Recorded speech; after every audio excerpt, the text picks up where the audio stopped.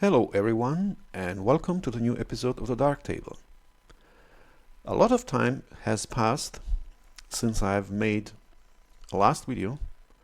That was because I had a lot of work to do, and the second reason is I am preparing one small series about color harmonies, and since I'm using development version of the Darktable, you don't have that option here in Scopes window, that nice color harmony guide. That will be part of the next stable version, which is coming quite soon. So I have decided to wait a little bit. And today I have some spare time, and I have decided to react to one request from Volker Kalkau. I quote, "Hi Boris, I have difficult picture for edit and I get better results with Luminar Neo than Darktable. Can I send you that picture? Maybe you can make a tutorial for edit this." And I will do that today. He sent me his raw file that is on the left here, and on the right is his edit with Luminar Neo. And we will see now, can we get similar result with Darktable.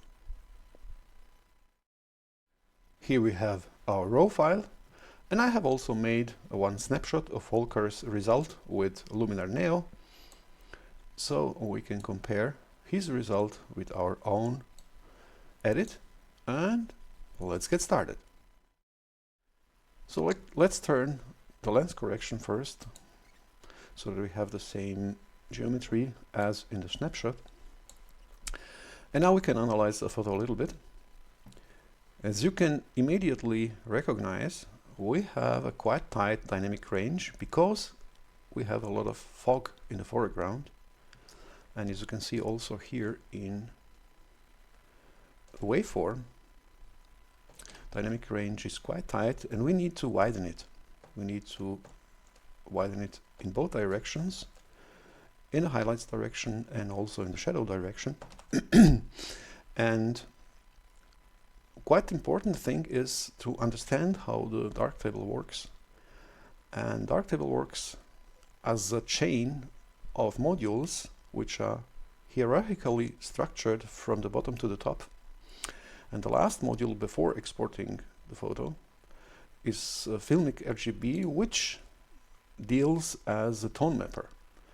He takes sure that we don't clip our highlights and shadows and compresses our dynamic range, but on that way that we have here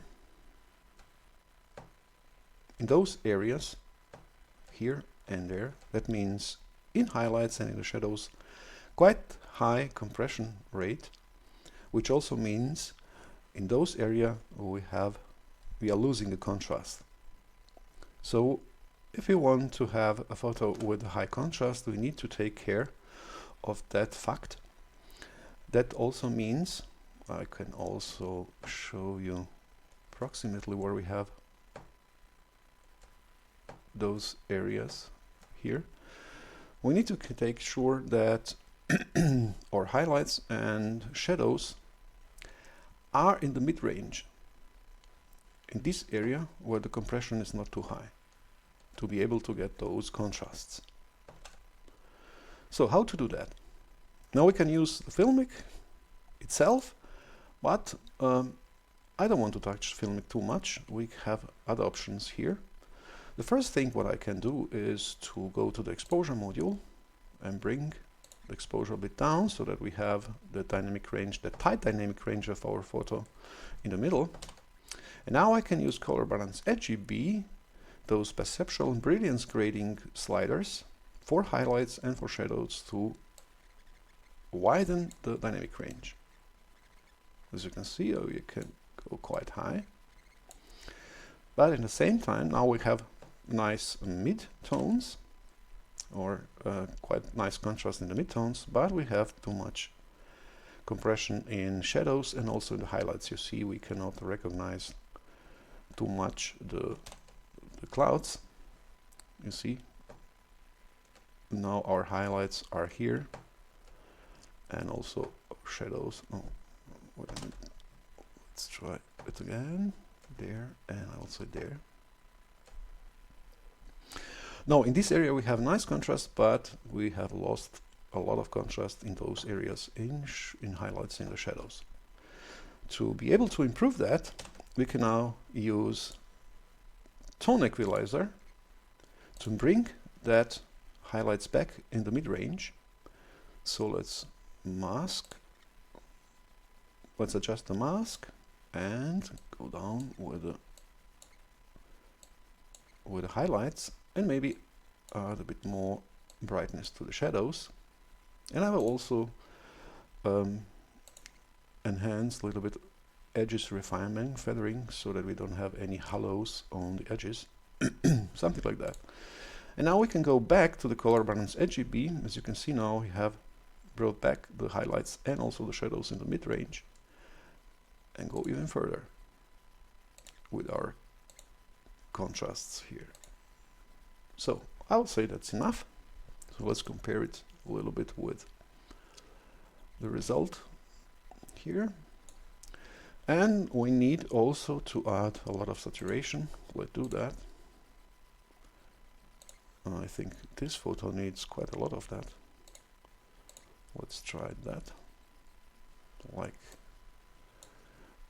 here I have used perceptual saturation grading and also linear chroma grading only in shadows and midtones. I don't want to add too much saturation in the highlights, maybe even less there.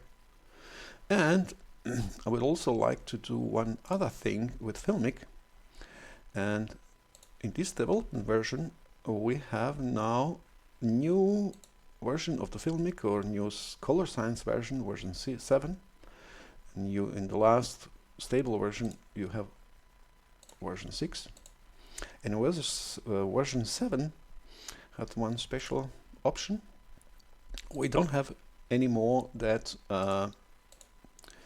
preservation of chrominance as separate menu, but we have now, if you go to the Look tab, highlight saturation mix, and if I move that slider in the left direction, I will go -100. Now we are practically without preservation of the chrominance, and if you go in the other direction, you will have max RGB as preservation of chrominance. And I like to use no preservation of chrominance because I'm getting much better contrast in the highlights that way. We can add saturation with other modules. We don't need to do that with Filmic here. In this case, I think it will be good. So now this is how the Filmic compresses our dynamic range. We can adjust it a little bit later. Okay, now let's compare it again. We are more or less good with our normal contrast. Now we need to add some local contrast in the photo.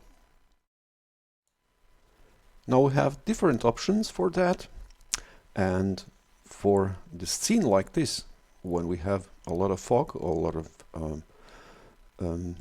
haziness, we can use dehaze module or haze removal, but I don't like it. You can get quite nice results if you don't go too far, but as you can see, it's prone to adding some artifacts like hazing here or fringing. I hope you can recognize that on this branch here. And I don't want to use that. We have much better option for adding local contrast, and that will be, let's go back here to the Filmic, that will be diffuse and sharpen module. I have already made one episode about diffuse and sharpen module and usage of that, so I don't want to go too much in detail how to use that, but for this case I think I will explain a few things which are interesting. so that you can understand what is going on. And when we turn on diffuse and sharpen module, we have those 4 sliders, which are much important. And we can diffuse something or add some local contrast if we if we going to another direction. So let's try first order speed, and I will explain what it means. So let's say we want to diffuse something and we're going to the left, and if I add a few iterations to get that effect stronger, let's say 7 iterations, you see we have some kind of milk glass effect. And now we can use radius span, for example, to widen that diffusion, and now we have some kind of the fog. And we can also go in the opposite direction. Let's go in opposite direction, and now we are adding practically local contrast. And let's go a bit closer to the edge, for example this one. And now you can see what the radius span makes. If I move now the radius, you see how we brightening that area around the edge, the influence area of around the edge. So that means if you have small radius like that, the influence will be quite tight to the edge. Now when we are going higher, going to the right with our slider, as you can see, we are spreading those pixels or those local contrast a bit wider, and it depends how much of the local contrast I will have. I can use that radius span to widen that local contrast around that edge. So let's see, let's say I will go in this case here, and now we have spread it quite a lot, so we have almost normal contrast now. Okay, that is the usage for radius span, and that is quite important also if you want to sharpen things. Okay, let's leave that on 13 or 15 points, and let's see what the other order speed does. So let's use now the last one, 4th order speed, and see what happens. And as you can see, we have quite high frequency here. One more. It's the first one is quite raw, and the last one is much more fine order speed. So that means we're including every single small detail there. So obviously, if you want to sharpen the photo, we can use 3rd or 4th order speed for that. So those two are very good for this thing. Okay, what does the central radius? So let's go back to the 1st order speed, add a bit radius span, and now if I go with the central radius up, I'm practically blurring that area around the spreading, as you can see. That is the point of central radius. And when I'm going to opposite direction, let's say I want to add some fog, if I want to add some diffusion. Now if I go up with central radius, I'm sharpening the rest. So that is the point of the central radius. Okay, but we have, let's go back with central radius to the 0. Move this one to the left, and go a little bit down, because we have also 2 other important sliders which can be useful for us. Those 2. And first is edge sensitivity. Look what happens if I move the edge sensitivity. Watch the edge here. If I move the edge sensitivity to the left, to the right, excuse me. As you can see now, edge sensitivity practically excludes or try to exclude too high differences, practically excluding every other small differences in brightness. And we can now have that edge much better defined without introducing those hallowing or fringing.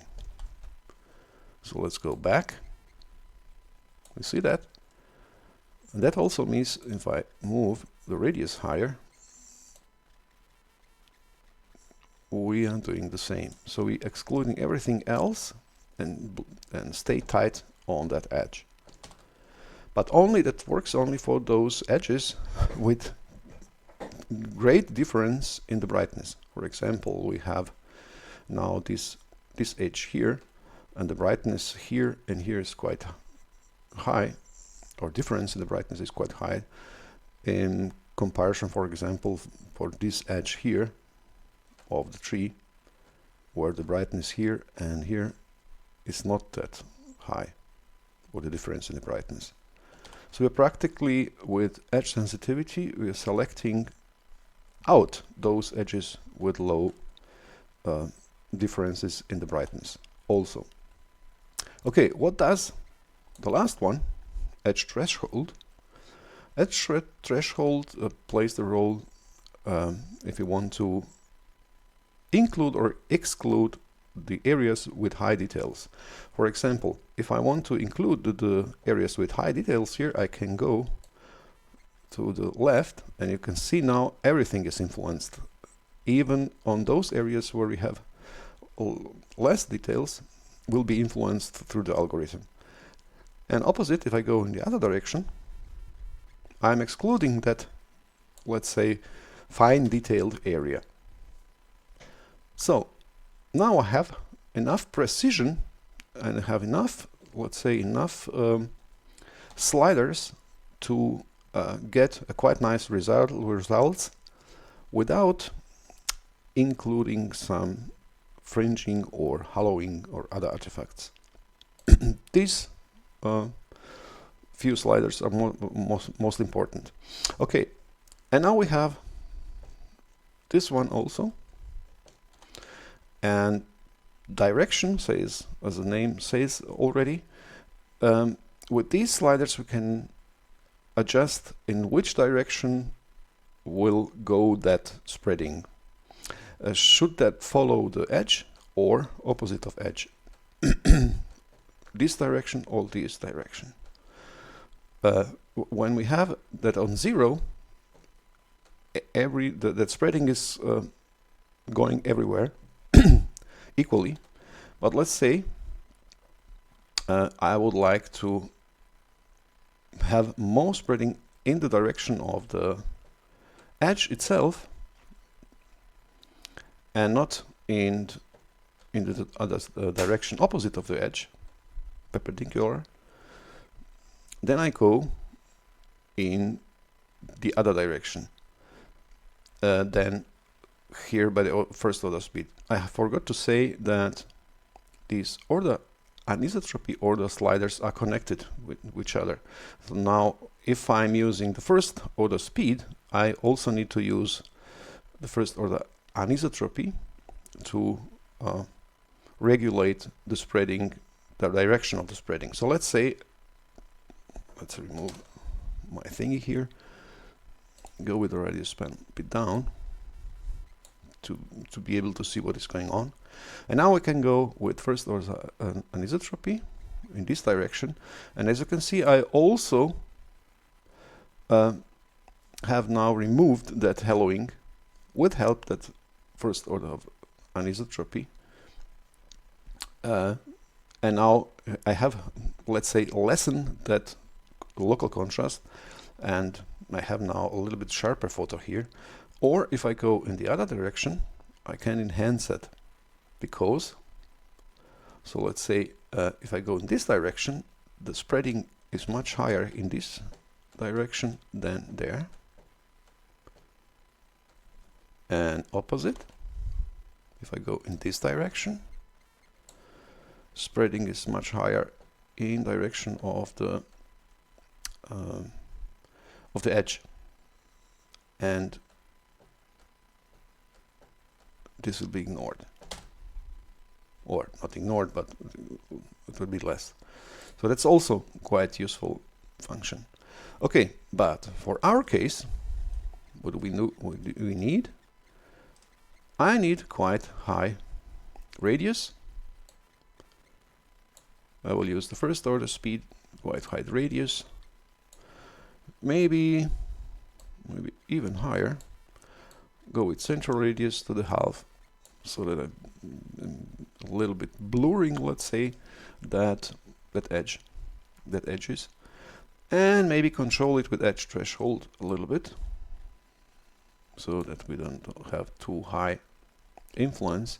And I can also use maybe another one those order speeds. Let's go maybe this one, just tiny bit, maybe less iterations, and also a bit improve that influence with edge threshold.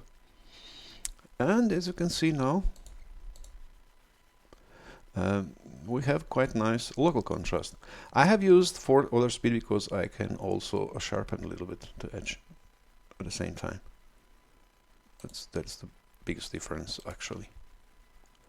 And now we're good with our local contrast. You see, we have already spread or widened our dynamic range here. And the difference between normal contrast and this contrast that we have here is that this contrast only works on the area with high difference or in the brightness, so doesn't affect the whole dynamic range. Okay, so let's compare that with our orientation thing here.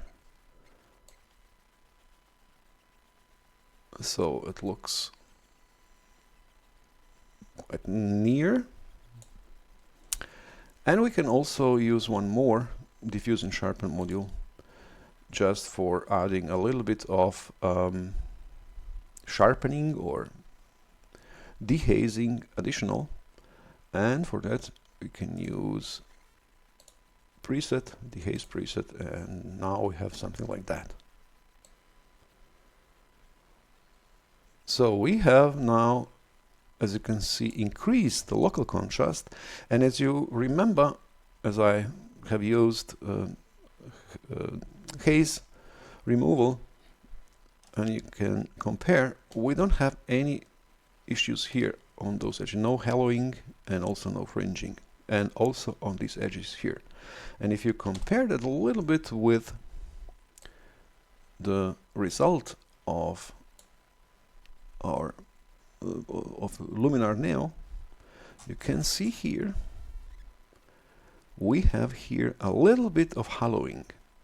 You see, here is dark, now he's brighter and then gets darker. Also here, dark, brighter, and gets darker. I hope you can recognize that in the video. And that's quite different to ours. We don't have that. We don't have that difference. It's quite, we have quite natural edge. Okay, what needs to be done next? The next thing I think we'll need to do is denoising. So let's turn the denoising module on, and we have too much of denoising. So let's reduce the strength of the denoising and maybe add a bit more, something like that, more by preservation of shadows. Compare it, that's quite similar now. And also I think we have here on the edges chromatic aberration. Let's compare it. Yeah, I think we can also reduce that There's different options that we have, but I will try first to use lens correction option for that.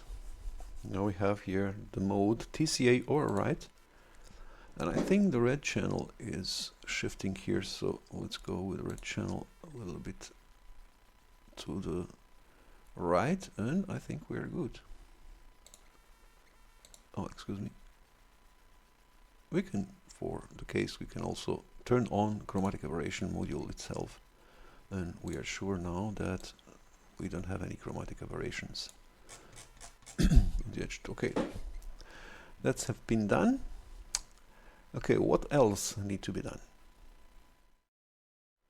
Let's play a little bit now with colors. We need to improve the colors and also the brightness, especially here in this area in the sky. And I think I could go a little bit more down with brightness there. Let me see, maybe something like that. And also turn on the white balance, see what we get. Okay, we have some, let's say, reddish, not reddish, yellowish look, warm look. I don't know, do I like that? Let's use maybe that. Oh, we need to disable snapshot. Let's use this area. Let's see what we get. That looks much better. Now we can compare it with. It's quite close, so we don't know. We don't need to do anything else there for the moment. And what I would like to improve now is a little bit contrast in the sky here in this area. So I can use Coral Balance RGB, new instance, and maybe just add a tiny bit of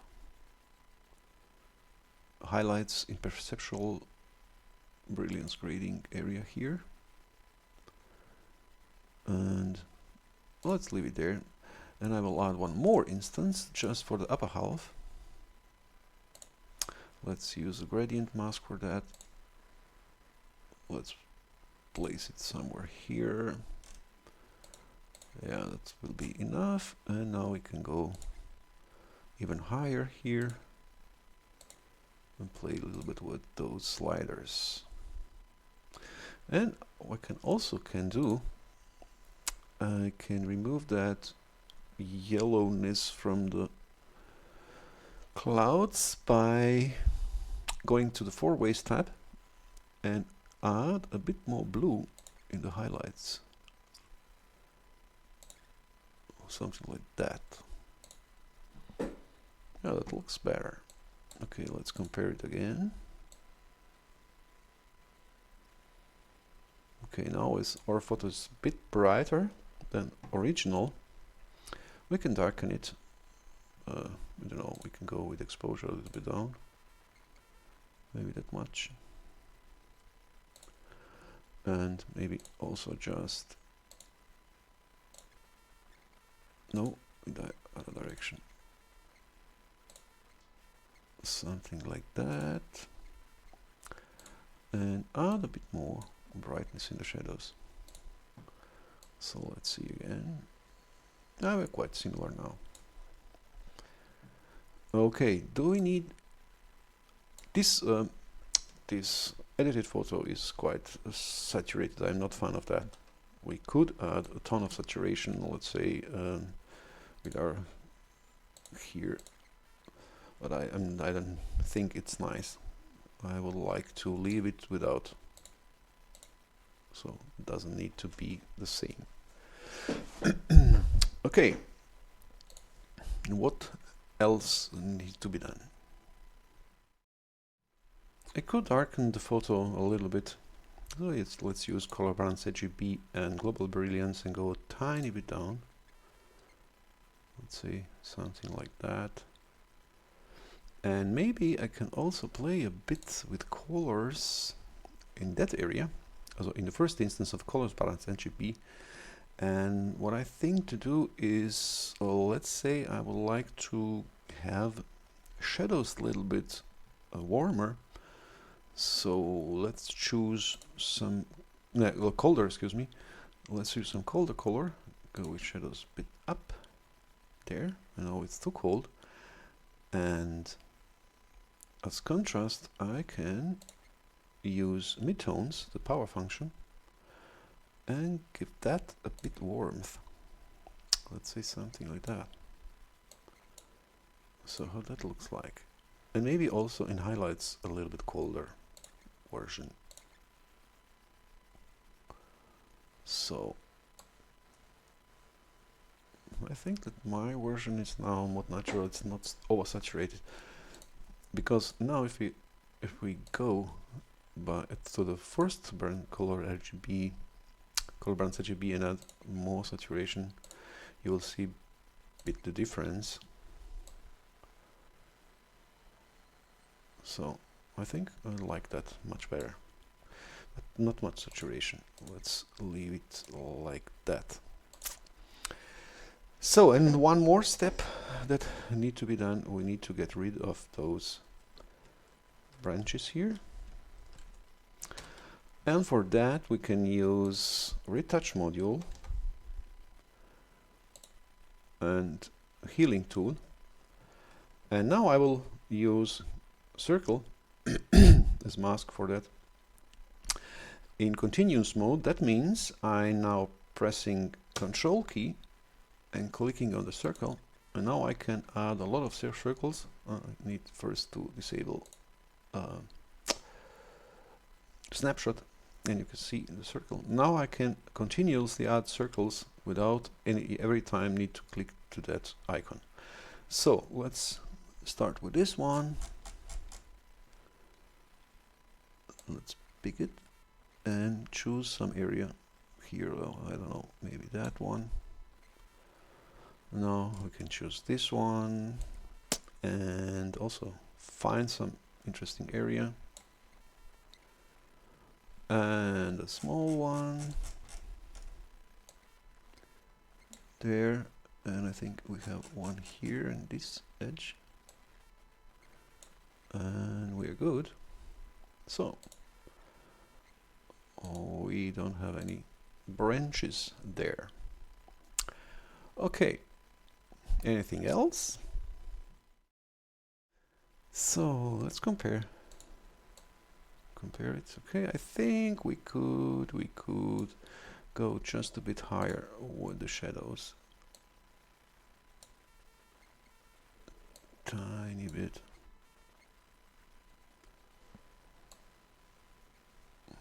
Something like that.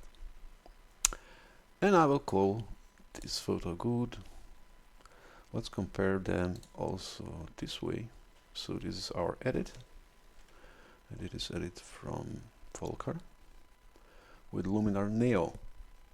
I think we are quite near to his result, and without any hazing or any issues on the photo. Okay, that will be enough for this episode, and if you have some questions you can ask in the comment section or go to the pixel.us discussion forum, and until next time, bye bye.